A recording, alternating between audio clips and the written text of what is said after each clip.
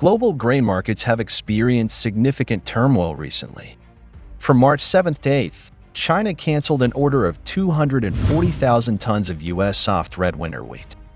Then on March 11th, another batch of nearly 260,000 tons of wheat orders planned to be shipped to China was also canceled.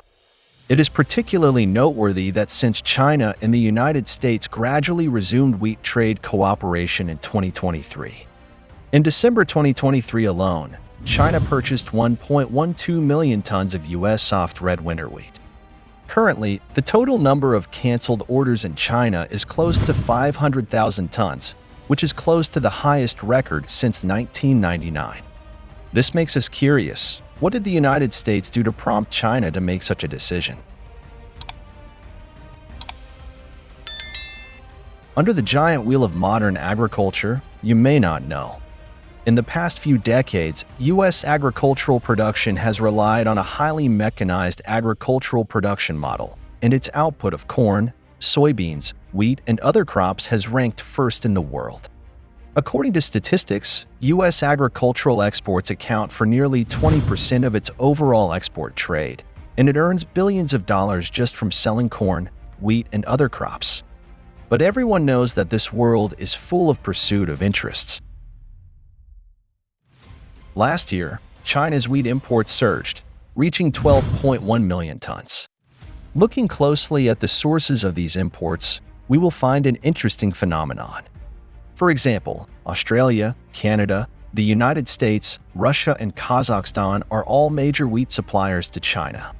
This phenomenon reveals the fact that the United States is not China's only wheat supplier.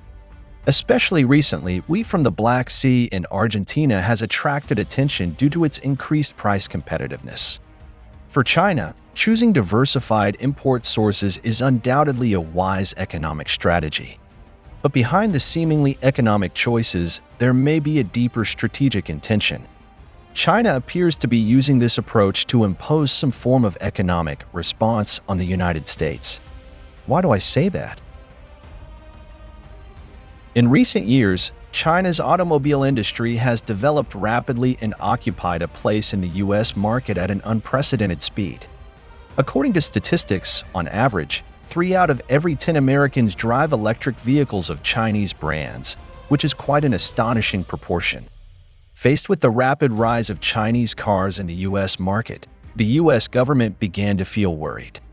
In February this year, in order to prevent Chinese automobiles from directly entering the U.S. market, the U.S. government imposed suppression and sanctions on Chinese automobile companies on the grounds of national security risks.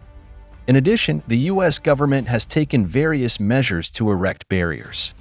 For example, the imposition of high tariffs has weakened the price competitiveness of Chinese cars in the U.S. market. A local bias subsidy policy has been adopted to support the development of the domestic automobile industry. They have even restricted the investment and production activities of Chinese companies in the United States. Shortly thereafter, U.S. Commerce Secretary Raimondo made it clear during his visit to the Philippines that although the United States does not intend to completely decouple from China, the United States firmly opposes China's acquisition of its advanced technology and vowed to strengthen its control over China through various means. Chip export controls.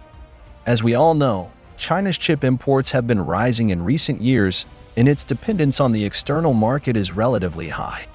This U.S. strategy is obviously aimed at blocking China's access to advanced technology and curbing China's rapid development in the field of science and technology.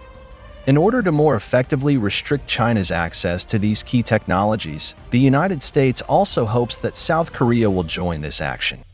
In fact, the South Korean government is currently considering taking measures to restrict the export of key chip technology to China. If this policy is implemented, it will undoubtedly pose greater challenges to China's chip industry. Now, the United States has once again turned its focus to China's shipbuilding industry. On March 12th, the 5 major labor unions in the United States jointly launched 301 investigation petition against China's shipbuilding industry. They called on the U.S. government to conduct an in-depth review of China's practices and actions in this field. It is understood that the petition, which is more than 100 pages long, details a number of improper behaviors in China's shipbuilding industry. For example, the unions accused China of using unfair methods to manipulate the labor market, disrupt transportation networks, interfere with tax policy, and put pressure on global competitors, including the United States. These unions emphasized that these actions seriously harm the interests of the United States and put the domestic shipbuilding industry under great competitive pressure.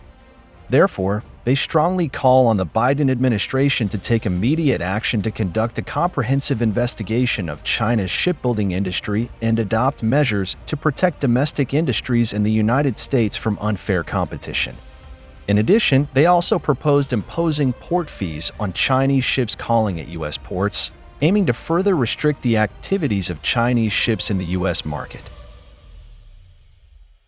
It is worth mentioning that as early as 2017, the United States launched the so-called 301 investigation against China, focusing on intellectual property issues. Then in 2018, the United States launched a new round of 301 investigations. This time the focus was China's tax policy, triggering a trade war between China and the United States. Now, 6 years later, the United States still seems to insist on its restrictive attitude towards China's trade. In fact, as an important trading partner of the United States, China has always maintained stable trade relations with the United States. Take wheat as an example. China used to be a major export market for U.S. wheat. However, due to trade frictions in recent years, China has begun to reduce its wheat imports from the United States and instead looks for other suppliers. Now, as the United States once again uses the 301 strategy, canceling wheat orders may be just the beginning, and Sino-U.S. trade may encounter more challenges and uncertainties in the future.